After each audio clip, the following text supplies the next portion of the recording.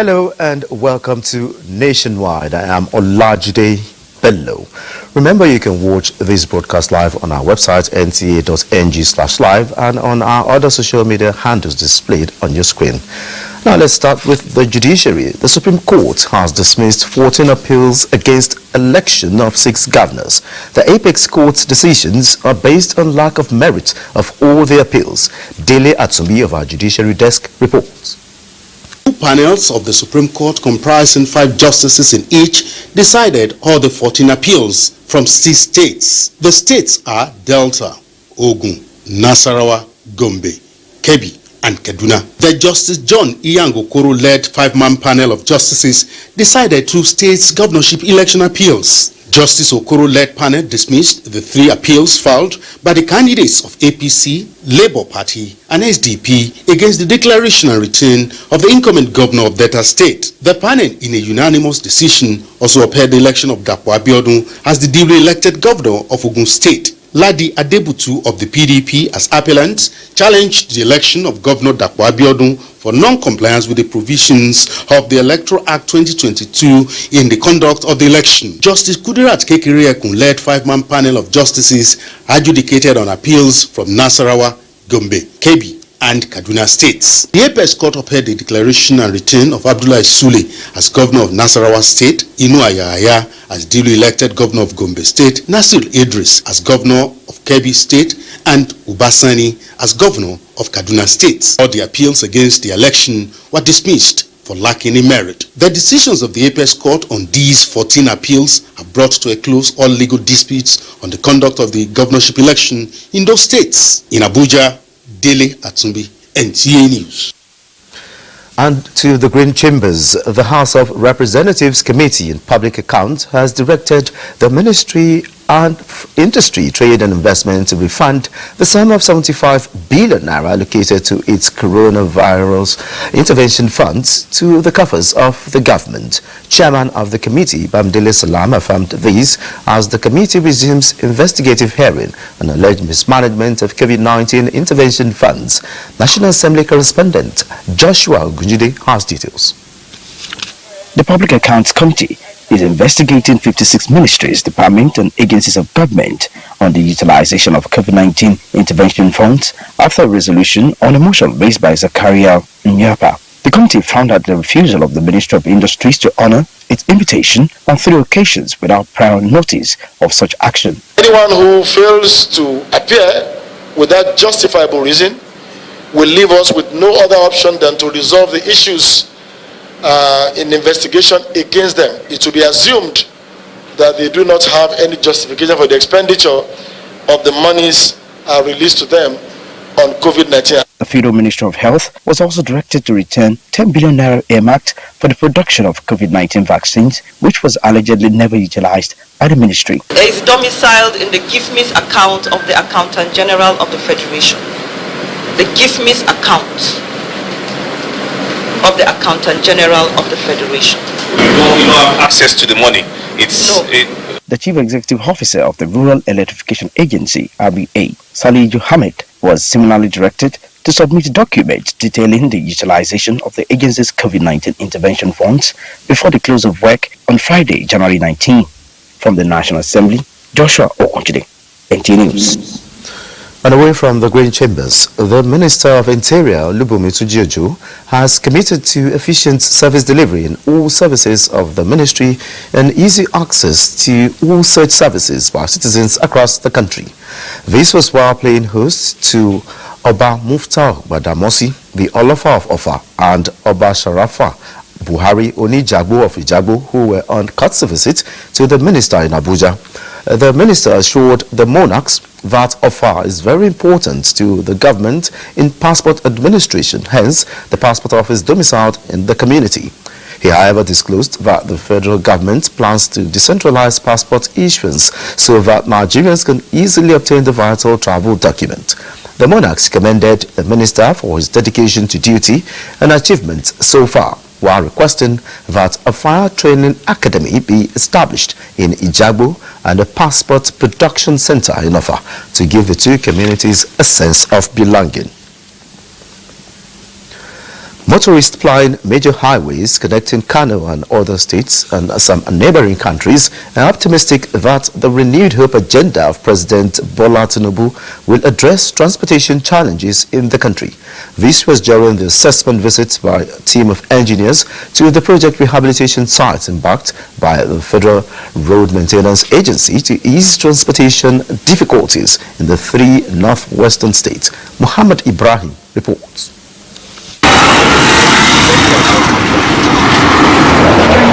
The rehabilitation project tagged Operation Connect Your Destination is aimed at addressing road transportation challenges and to ease movement of goods and other farm produce to markets. Before it was so bad and now it looks so nice, so we are hoping for the federal government to dualize it from Kaduna to Abia up to Niger. The supervising team from the Federal Road Maintenance Agency say the rehabilitation project is part of the federal government agenda to stimulate the economy and fast-track development. What I have seen on all the three states is that we have achieved all our objectives of the programs because we are doing the inspection in line with our key performance indicators, job creation, length of roads recovered, and the total square meter of potholes patch.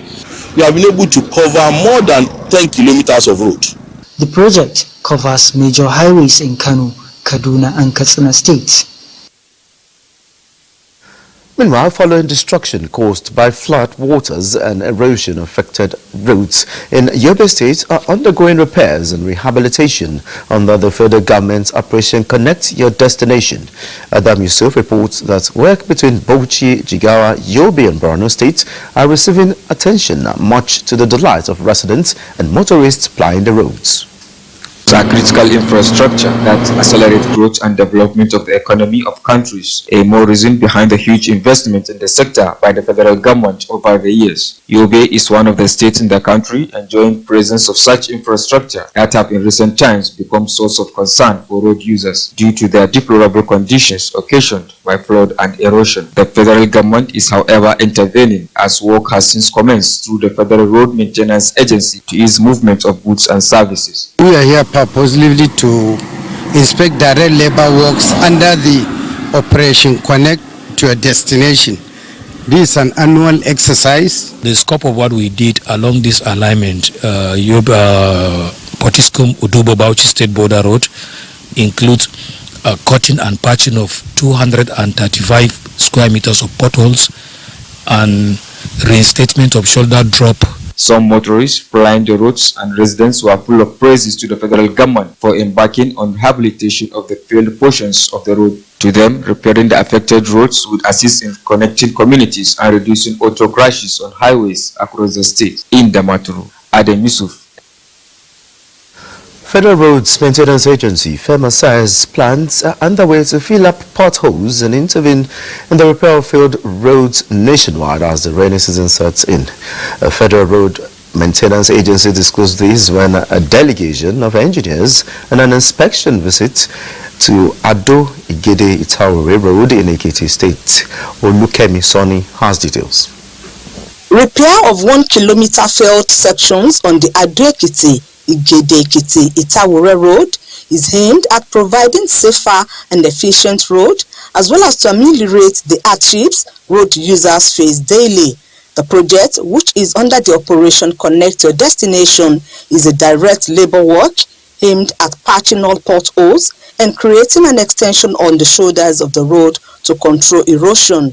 The more money the agency gets, the more work we're able to do on the road. The rest place that we are going to work on, if you go there, that will even be a testimony to what we have just done. I appreciate the federal government for making the roads to be more pliable than before. It makes the environment more conducive now. The project is being extended to Ifaki, Ikole and Omo roads in Ekiti State. In Ado-Ekiti, Olukemi Sani, NTA News.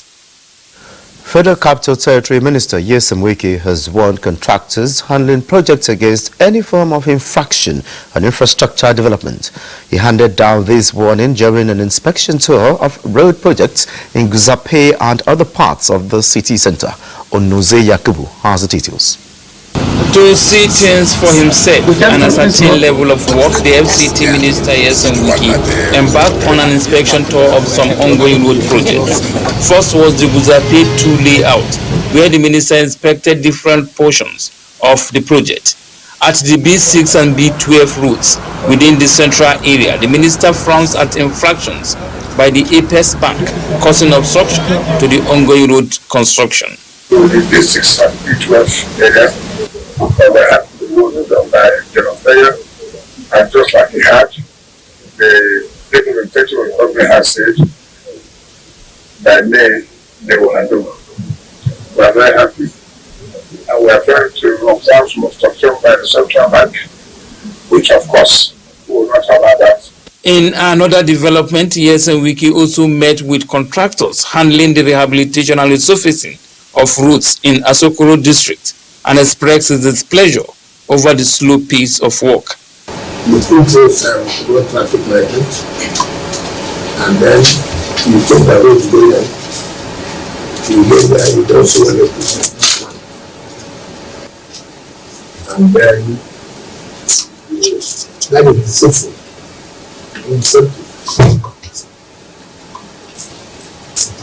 So I support them. Let them tell me where the bills are going.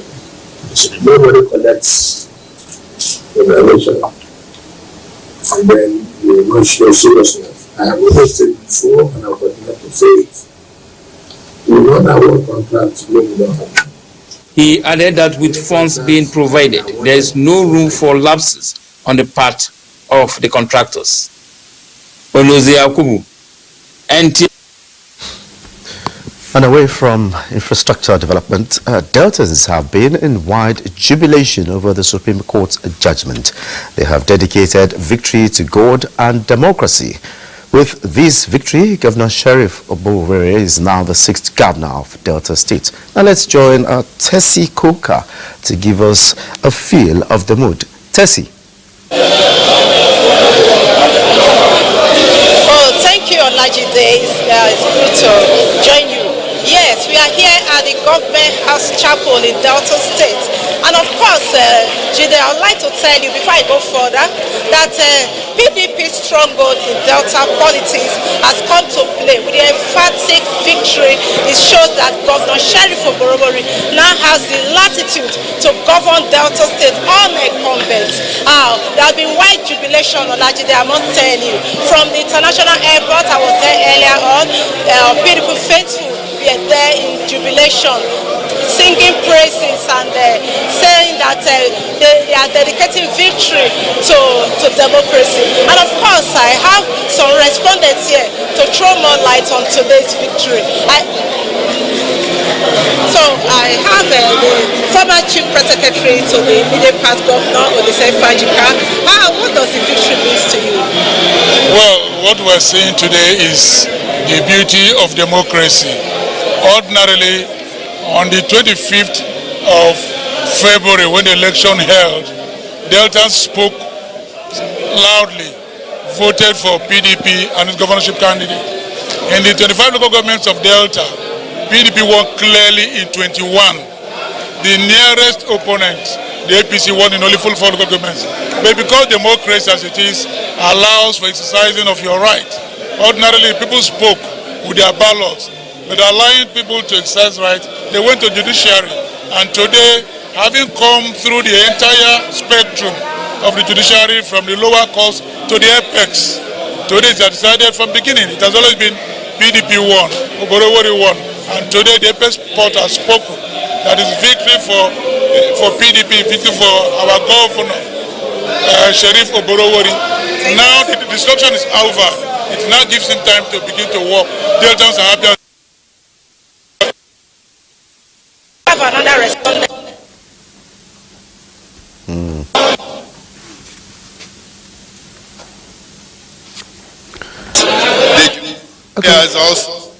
We do apologize for the technical hitch experienced from Asaba there. And meanwhile, let's continue with the news. As the nature of security challenges in the country evolve, the Nigeria police force also is upscaling its tactics to be steps ahead of the criminals. To this end, the Inspector General of Police, Kayode Egbetokun, is engaging commanders of the anti-bomb squad to address issues related to explosives. Francis Pham reports.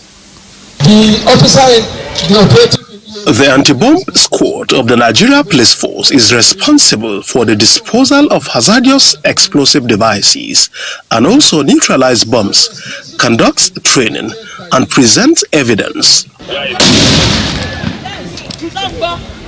And here, an expert in the field, Commissioner of Police in charge of the Ordnance Department, at some point in the career is engaging the commanders and directing staff on the evolving nature of security challenges across the country, while urging them to be more active, vigilant, and responsive in monitoring the production, importation, storage, distribution, and use of explosives nationwide. The growing misuse of explosives poses a grave risk. Your surveillance in controlling explosives life cycle is key to thwarting unauthorized access. We are dedicated to providing continuous training and advanced technologies to further enhance your capabilities. The engagement also highlighted the unit's pivotal role during the incessant bombing activities by Boko Haram insurgency, which the unit brought to an end. Francis Pham, NTA News. The Training and Doctrine Command, Nigerian Army, has commenced training activities for the year 2024 with a week-long conference to set agenda for effectiveness in operations. The engagement is expected to address topical issues that will help the Nigerian Army protect the territorial integrity of the country at the highest level of proficiency. Hussein Musa reports. 2024 Conference of the Training and Doctrine Command Nigerian Army with the theme Enhancing Operational Effectiveness in a Joint Environment through Tailor-Made Training set the tone for activities in all its training schools and centers by drawing inspiration from the extant Nigerian Army's proactive responsive doctrine to promote operational effectiveness. This conference therefore seeks to develop capacity that will respond to the multifaceted and mutating security challenges the Nigerian Army is tasked to mitigate. Chief of Army Staff Lieutenant General Tawhid Lagbaja's message was presented at the event. My command philosophy is in tune with this doctrine and leverages all the pillars of leadership, operational effectiveness and administration towards addressing contemporary security challenges within a joint environment. We want to be able to ensure that adversaries do not have the capacity to continue to affect law-abiding citizens the way they have been doing. In Mina, Hussein Musa, NTA News. In the wake of the devastating fire incident that razed down shops at the popular Panteke market in Kaduna a few days ago, traders are keeping their hopes alive, seeking for support to rebuild their businesses. Muhammad Umar Ajingi reports.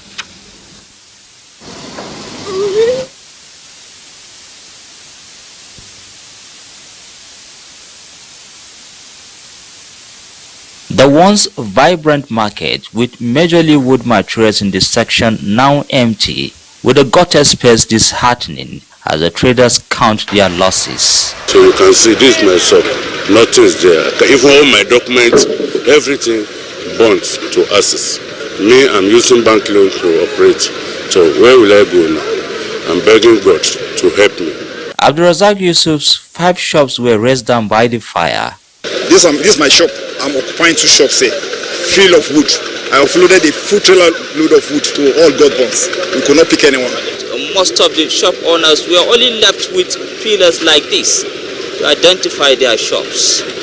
Property worth millions of naira were lost during the fire incident, as the traders keep hoping for support to come their way to start again. In Kaduna, I am Muhammad Umrajingi, NTA News. And meanwhile, joining me from Kaduna is still Muhammad Umrajingi for more insights on the plight of the traders and the expectations for assistance from different quarters. Muhammad, what's the latest?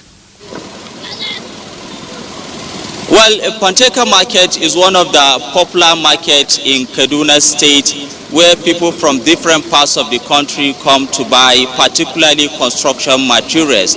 It is a market you virtually get everything you need when it talks about construction.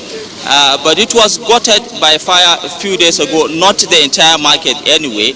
I'm right here at the section where it was affected, the section of the wood sellers, where a number of property worth millions of naira were destroyed by this fire. Machines like these ones here, and then you can see other ones by that side, what at least 2 million naira were burnt down by this fire. These vehicles was heavily loaded with wood before the unfortunate incident happened. But well, the traders are still keeping their hopes alive.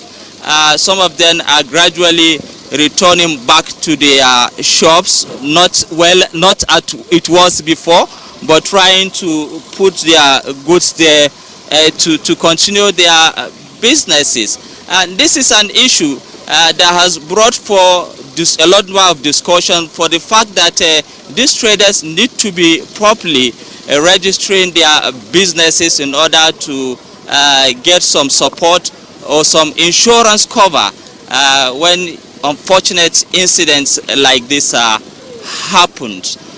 More than an estimate of over 500 million naira property were lost during this incident. So you can see the magnitude of the loss by these traders. Like you heard from one of the traders in that story, he is operating with bank loan, and that's the same story with many traders here in the market. They are been left in a dilemma of what next to do.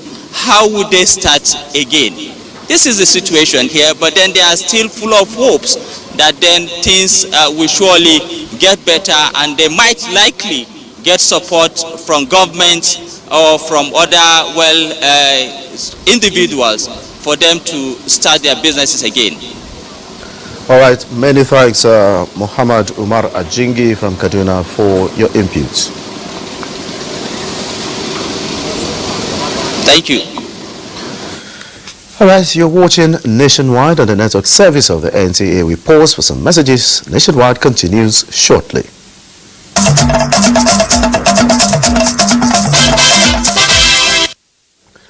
Welcome back. Over now to Adiola for continuation of Nationwide from Lagos. Adiola, it's over to you. Thank you, Olajide. The Nigerian police will always be committed to the welfare of families of those who paid the supreme price in their duties of securing citizens of the country. Lagos State Police Commissioner Fayode Adegoke stated this while presenting checks to families of fallen officers in the state. Jesuto Moses reports. In a touching gesture of appreciation, the Commissioner Fayode Adegoke presented a check of 166.2 million naira to families of 86 police officers who had died tragically in the line of duty.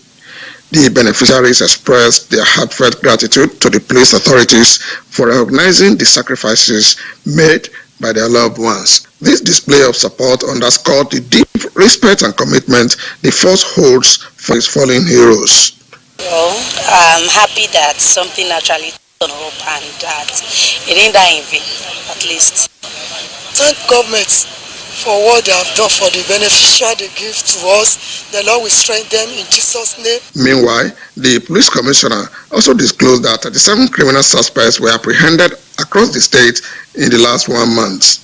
This swift move against hoodlum, he said, culminated in the recovery of a significant arsenal of weapons, which include 16 firearms, 72 live cartridges, 75 live ammunition, and AK-47 rifle. To avoid talking about large sum of money and transaction while in the public.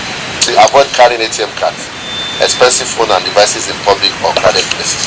Always arm yourself with relevant emergency number, including that of your DP, nearest to you.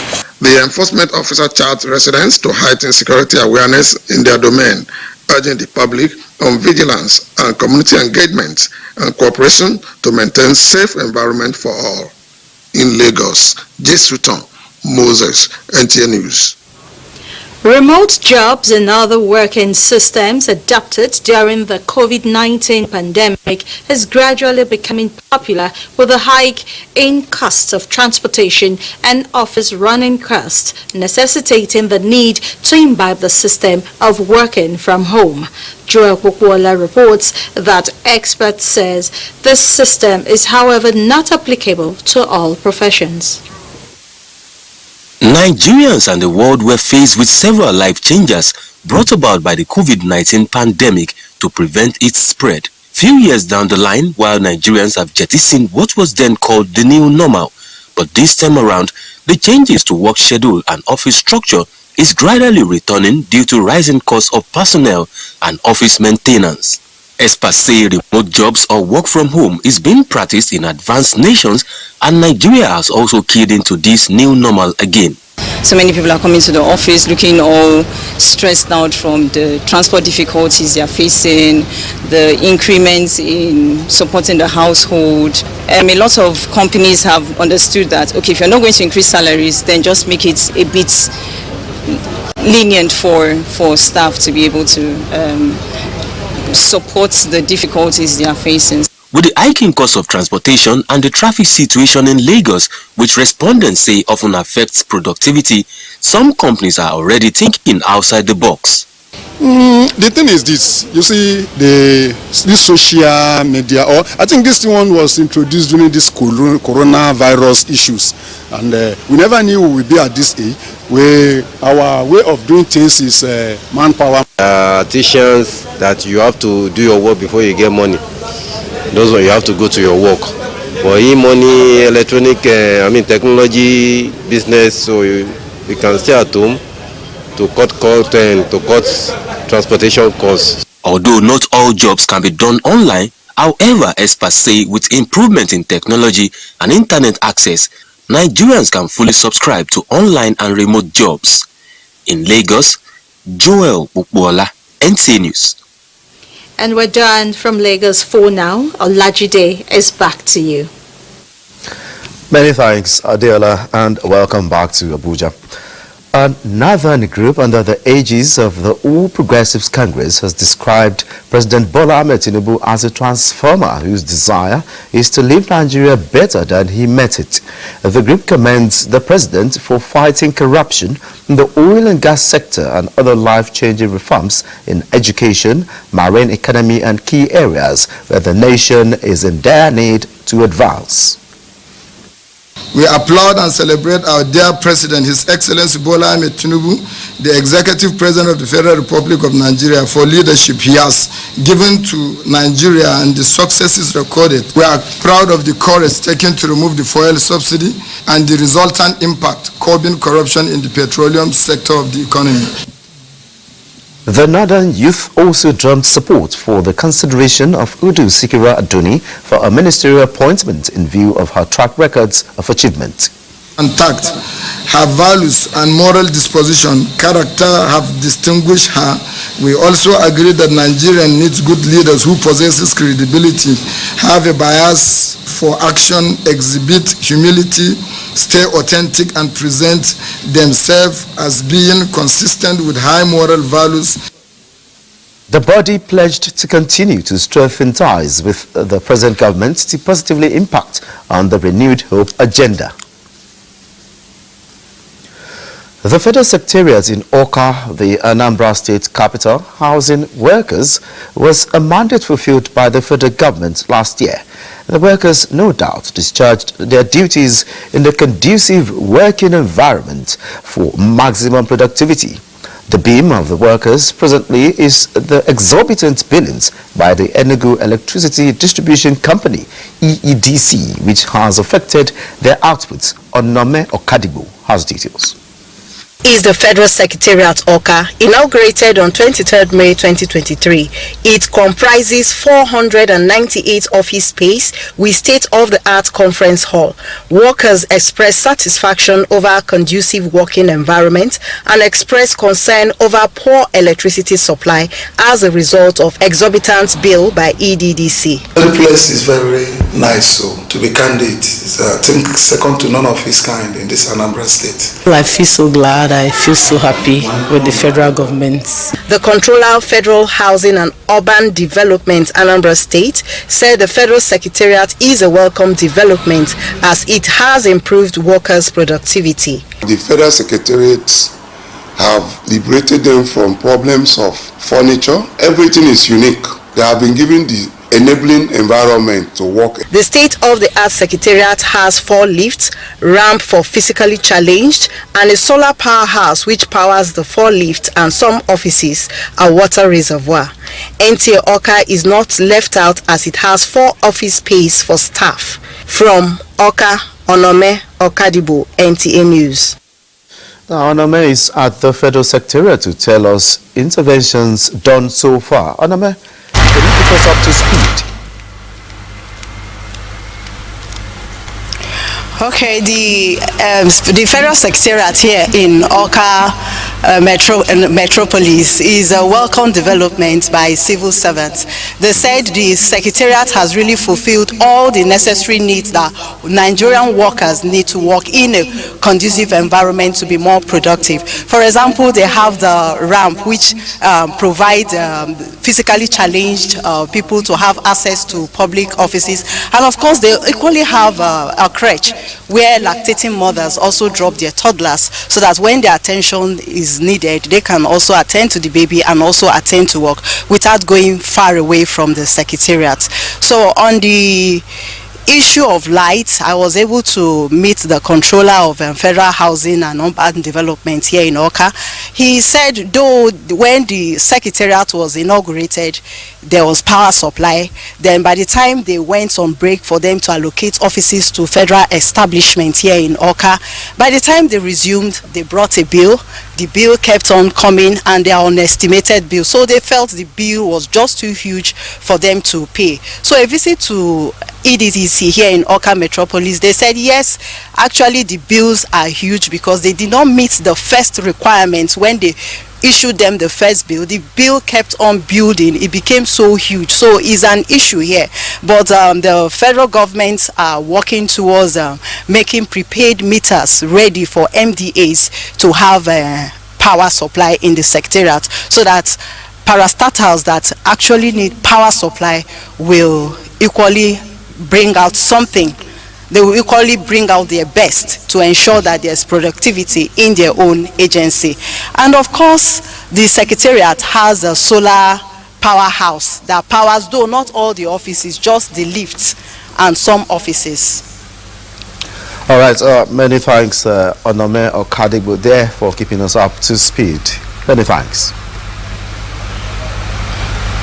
Thank you. Moving on, another break beckons. Nationwide continues shortly. 30 days, 24 teams.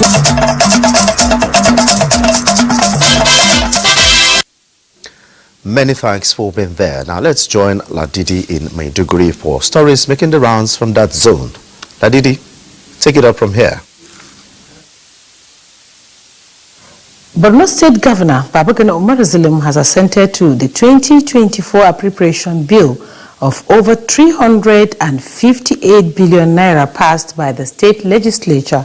Speaker Abdul Karim Lawan presented the bill passed by the State Assembly to Governor Babagana Umar Zulum at the Government House. Mohammed Goni reports.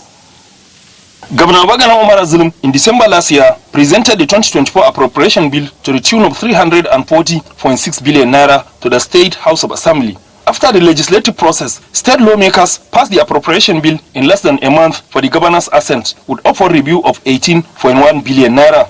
With the increase in the budget size, the revised capital expenditure stands at over 208.4 billion naira, while the revised recurring expenditure is 150.4 billion naira. Speaker Abdul Karim Lawan said the upward review of the appropriation bill was to enable affected MDAs discharge their statutory mandates and commended the governor for the quality project he has executed across the state in the last 5 years. Given all the necessary support to the House of Assembly, so Your Excellency, we have no reason not to support your policy and program in the state. Professor Zulum commended the leadership and members of Borno State House of Assembly for the timely passage of the bill, noting the cordial working relationship between the executive and legislature. If you don't have budget, don't send your request to my office. Neither send to the State Executive Council for consideration. The governor directed the Ministry of Budget and Planning to come up with mechanism to track budget implementation by MDAs. In Maiduguri, Mohammed Goni, NTA News.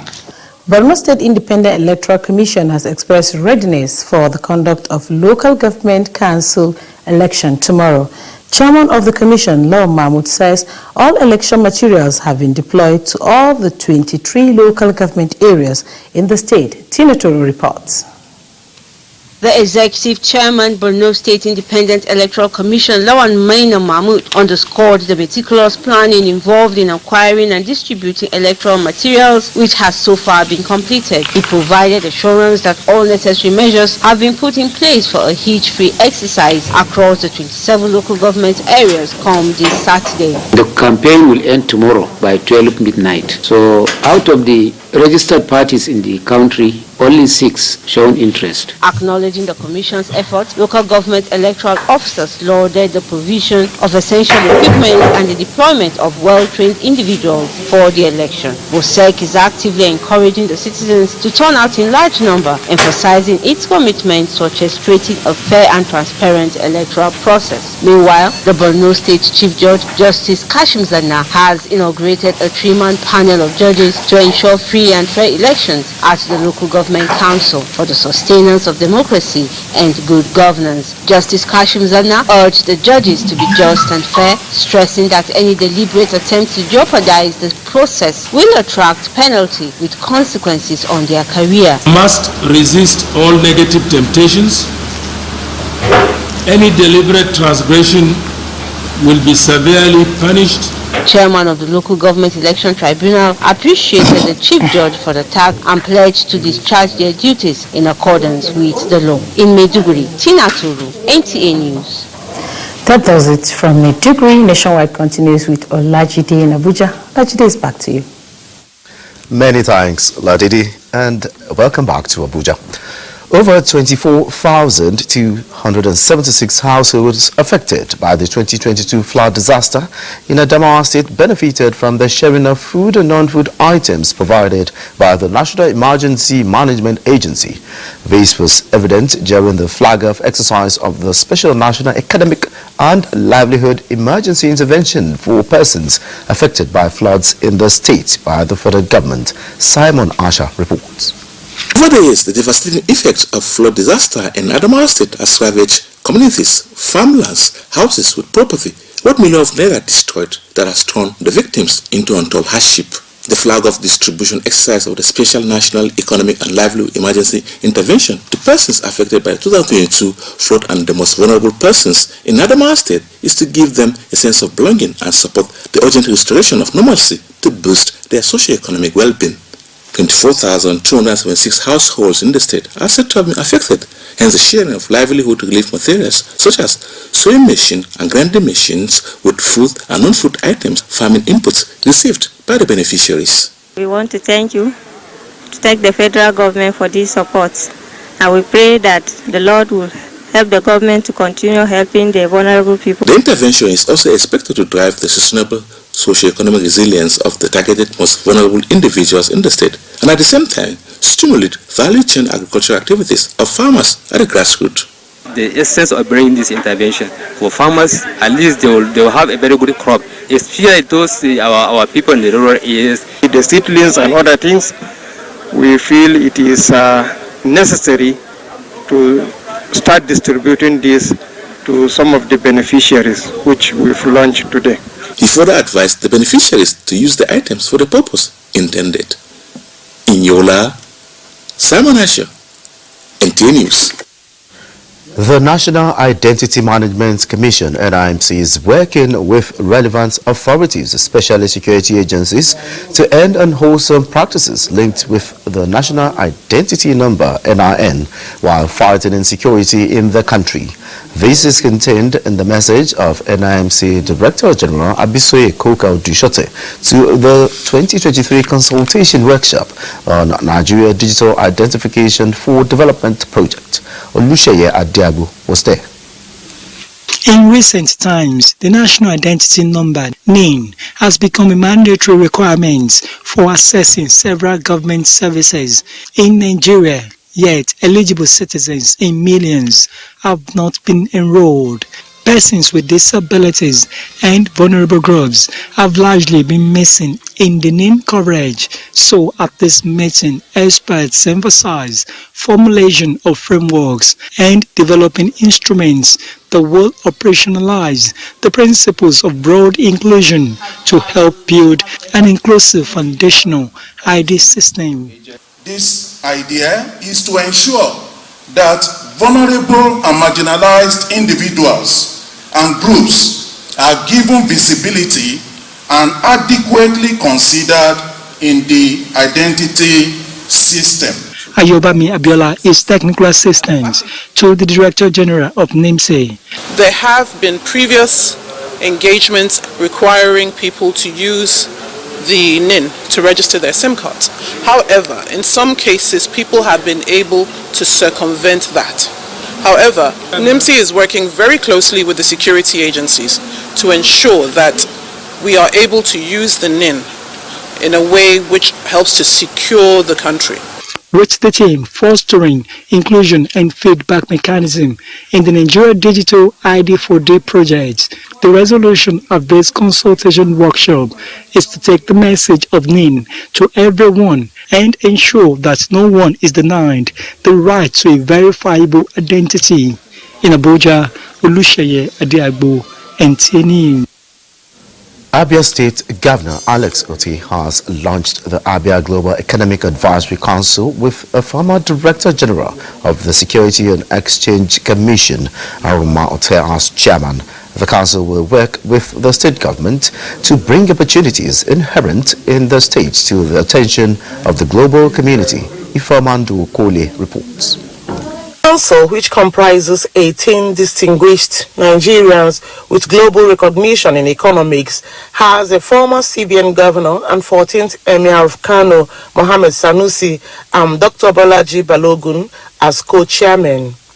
Dr. Ngozi Okonjo-Iweala and Dr. Benedict Orama will serve as honorary advisory with other 5 representatives from the State Executive Council, including Governor Alex Oti. Planners of several weeks of planning, consultations, and engagements with several stakeholders and key partners on how to create a robust team of world leaders, first-class professionals, accomplished entrepreneurs, and enthusiastic global citizens to support and give life to the vision of the state government as it works to transform Abia into a leading global investment destination.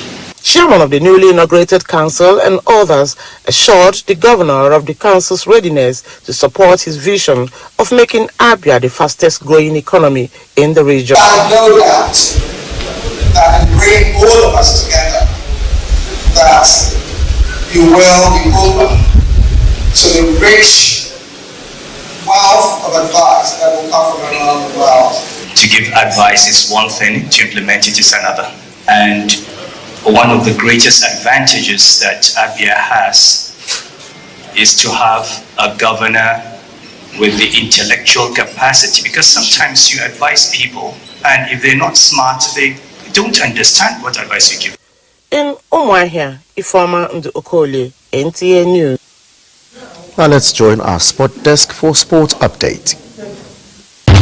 Just like their slogan, let's do it again, the Super Eagles are gradually working towards actualizing their dreams of winning the African Cup of Nations for a record fourth time with their performance against host Cote d'Ivoire. The 1-0 win in the team's second group game is the first clean sheet for Nigeria in 7 international matches and the first win in the team's last 5 games. Pesero get all his tactics right, and the game against Ivory Coast was really a tight one, but at least they were able to hold on to get the result. So for the final game, I don't expect anything. We should get the maximum 3 points. We just have to consolidate and make sure that the realization that the Nations Cup is very important as a prestigious tournament to every Nigerian is not lost on them. We really need to take our chances and pump in goals so that we can actually be the Super Eagles that we are known for. Second group games fireworks continue at the Nations Cup Friday as Group B table toppers Cape Verde with 3 points takes on Mozambique third on the log with a point.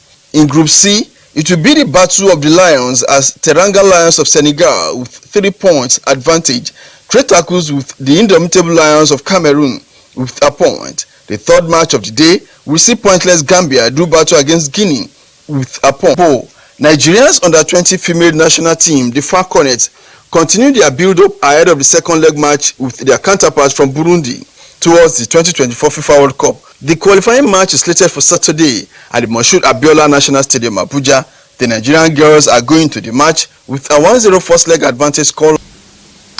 And that's it on Nationwide. Many thanks for being a part of it. I am Olajide Bello.